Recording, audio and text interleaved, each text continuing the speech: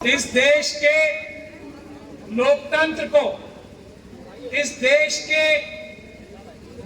नागरिकों को और इस देश को बचाने के लिए आज मौजूद यहाँ विशाल जनसमूह को, खास तौर पे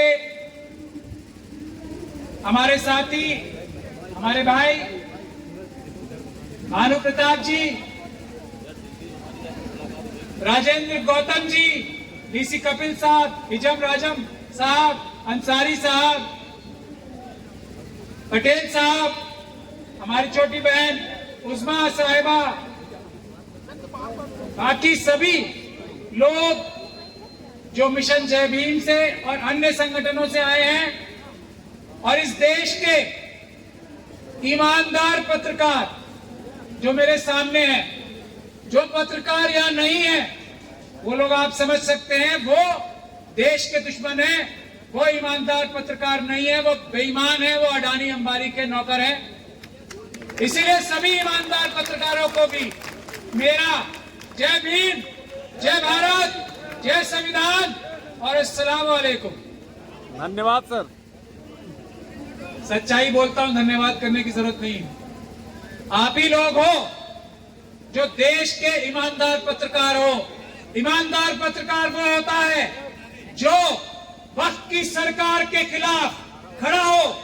सिर्फ वही होता है जो वक्त की सरकार को आईना दिखाए, जो सरकार की तारीफें करे, वो दलाल होता है, पत्रकार नहीं होता।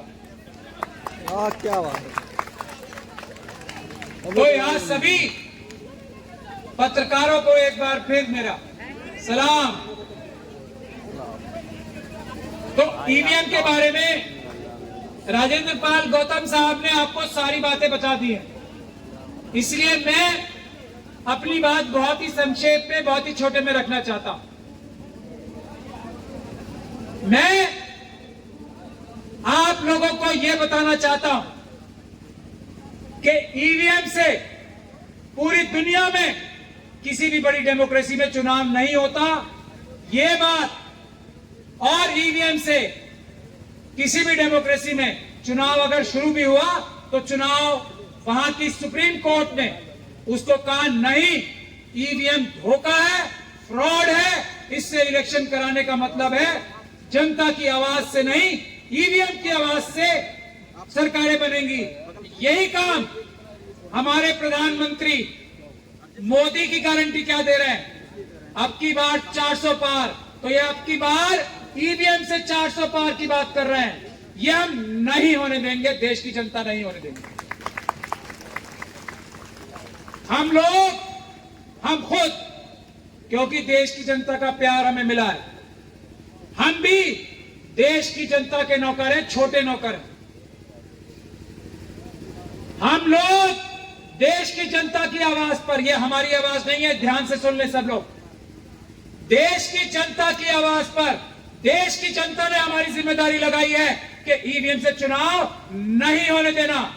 हम लोग सड़क पे निकलते हैं तो लोग रास्ते में हमसे बोलते हैं तुम लोग गद्दारी मत करना हमसे, हमने तुम पे विश्वास किया है, हमने विश्वास किया ये ईवीएम से चुनाव नहीं होने देना। अगर तुम इस लड़ाई से पीछे हट गए तो हम तुम्हें भी चोर, जैसे चौकीदार को चोर कहा था, तुम्हें भी चोर कहने लगेंगे। तो हम लोग नहीं लड़ रहे हैं लड़ाई, ये जनता का आदेश है, हम सिर्फ जनता का काम कर रहे हैं। जनता देश की 95% नहीं, मेरे ख्याल से 99.9% जनता ईवीएम से नहीं, पेपर बैलेट से चुनाव चाहती। जो ईवीएम का नाम लेता है, जो ईवीएम का नाम लेता है वो चोर है, बेईमान है, लुटेरा है, दगाबाज है, आतंकवादी है, क्योंकि वो देश की जनता का चुनाव का हक छीनकर ये ईवीएम का सरकार बनाना चाहता है। वो आतंकवादी नहीं, गद्दार है देश का, ईवीएम का नाम लेने वाला गद्दार है देश का। ये बात आप ध्यान से सुन लो। तो जो आदमी ईवीएम का नाम ले उसको गद्दार का नाम देने की जिम्मेदारी इस देश की जनता ने हमारी लगाई है। हमें अपने देश को ईवीएम के गद्दारों से मुक्ति दिलानी है। मैं आप लोगों को अब कानूनी बात बताना चाहता हूं। ये इलेक्शन कमीशन, मोदी जी के लोग, आरएसएस के लोग बीजेपी के लोग झूठ भ्रांति फैला रहे हैं कि ईवीएम से चुनाव जल्दी होता है, ये झूठ है, ये चोरी है। ईवीएम से चुनाव देर से होता है। ये झूठ भ्रांति फैलाते हैं कि ईवीएम से चुनाव महंगा होता है, ईवीएम से चुनाव सस्ता होता है। ये भ्रांति फैलाते हैं कि ईवीएम से चुनाव जल्दी होता है, ये भ्रांति फैलाते हैं ईवीएम से चुनाव देर से होता है, पेपर बैलेट से चुनाव जल्दी होता है। सस्ता, जल्दी, सुरक्षित चुनाव ईवीएम से नहीं, पेपर बैलेट से होता है। जो चुनाव महंगा कराना चाहते हैं वो ईवीएम के साथी हैं, जो चुनाव में धांधली करना चाहते हैं वो ईवीएम के साथी हैं, जो चुनाव में खर्चा ज्यादा कराना चाहते हैं वो ईवीएम के साथी हैं। तो पेपर बैलेट की कमी दुनिया का कोई भी जो देश है ना, उसके सुप्रीम कोर्ट, कॉन्स्टिट्यूशनल कोर्ट भी नहीं निकाल पाया। हर कोर्ट ये कह रहा है पूरी दुनिया का कि पेपर बैलेट ही सुरक्षित है। तो हमारे देश के सुप्रीम कोर्ट को भी सारी दुनिया के देशों से जो बात हो चुकी है वही करना चाहिए, देर नहीं लगानी चाहिए। पहले आह्वान हम देश की जनता की तरफ से सुप्रीम कोर्ट से करते हैं। बाकी प्रधानमंत्री तो चोरी कर रहे हैं, आरएसएस के लोग चोरी कर रहे हैं, इलेक्शन कमीशन चोरी कर रहा है, जो ईवीएम की बात कर रहे हैं, बेईमानी कर रहे हैं। तो आप लोगों को तय कर लेना है कि किसी हालत में, किसी कीमत पे ईवीएम से चुनाव नहीं होने देना है। उसका तरीका क्या है? आप लोगों को, देश की जनता को, एक एक जो ईवीएम की मशीनों का गोडाउन है उसका पीसफुल प्रोटेस्ट के माध्यम से घेराव करना। एक एक जगह जहां ईवीएम की मशीनें रखी हुई हैं उसका घेराव करने की जिम्मेदारी आपने लेनी है। और एक एक रिटर्निंग ऑफिसर, 543 के 543 जो इलेक्शन कमीशन के रिटर्निंग ऑफिसर्स हैं, उनका घेराव करने की, जैसे ईवीएम, जैसे सीएनआरसी के प्रोटेस्ट में हुआ था, जैसे किसान आंदोलन में हुआ था, वैसा घेराव करने की तैयारी करनी है आप लोगों को। ईवीएम का एक और बड़ा नुकसान है, वो नुकसान ये है कि ईवीएम के माध्यम से ये पता लग जाता है कि इस बूथ में इतने वोट इसको पड़े हैं और इस बूथ में इतने वोट उसको नहीं पड़े। इलेक्शन के बाद लोगों को, वोटर्स को धमकाया जाता है, डराया जाता है। ईवीएम के इलेक्शन से ये पता लग जाता है कि जिस तरफ वोट दिए नहीं दिए, जो चुनाव जीत के आते हैं वो लोग कहते हैं तुमने मुझे वोट नहीं दिए थे। ये है खतरा, आप लोग महसूस करते हैं ना, आपके एमपी एमएलए ये कहते हैं आपसे। ये एक एडिशनल खतरा है, फ्रॉड तो है ही, वो गौतम साहब आपको बता चुके हैं। ये बड़ा खतरा और है, इसलिए भी ईवीएम से चुनाव नहीं होने देना है। तो आपको प्रदर्शन, धरनों के लिए तैयार हो जाना है, ईवीएम से चुनाव नहीं होने देना है। दूसरी बात यह है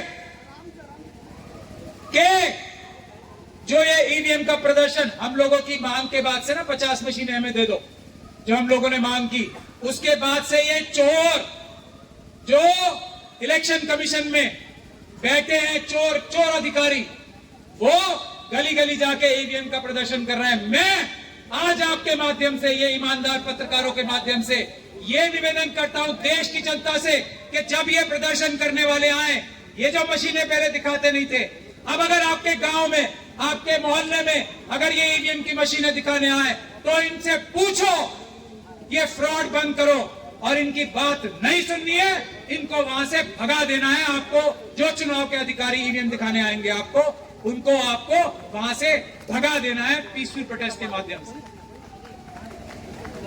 आखिरी बात, मैं आप लोगों से ये कह रहा हूं कि हमारे एक जो सिटीजन कमेटी बनी है ना इलेक्शन की, उसने दो किताब का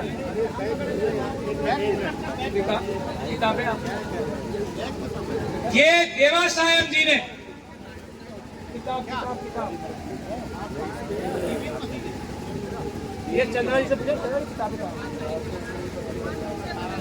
वो हम आपके माध्यम से यहाँ दिखाएंगे। वो अभी भानु जी जब तकरीर करेंगे तो उस टाइम दिखाएंगे, अभी हम वो मंगा रहे हैं किताबें। वो किताबें आप खरीद के पढ़ो, आपको ईवीएम की चोरी का सारा पता लग जाएगा। वो किताबें आप पढ़ो, आपको ईवीएम की चोरी का सारा पता लग जाएगा।